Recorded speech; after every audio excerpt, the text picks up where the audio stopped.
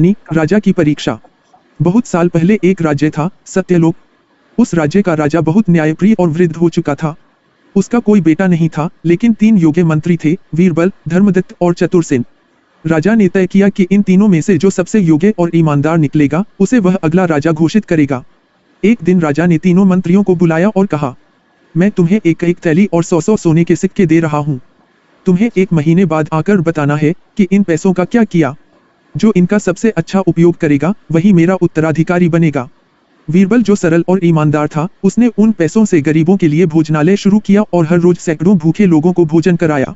धर्मदत्त, जो व्यवहार में चतुर था, उसने पैसों से एक व्यापारी से साझेदारी कर ली, कुछ लाभ कमाया और बचे हुए सिक्के वापस ले आया।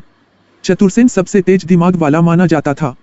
उसने सोचा, राजा बूढ़ा है, उसे क्या याद रहेगा। उसने आधे सिक्के अपने घर में छिपा दिए, कुछ से महंगे कपड़े खरीदे और थोड़ा बहुत किसी मंदिर को दान कर दिया। 1 महीना बीत गया। तीनों मंत्री राजदरबार में पहुंचे। राजा ने सबसे पहले चतुरसेन से पूछा। उसने झूठी कहानियां सुनाई। धर्मदत्त ने अपने लाभ की बात बताई।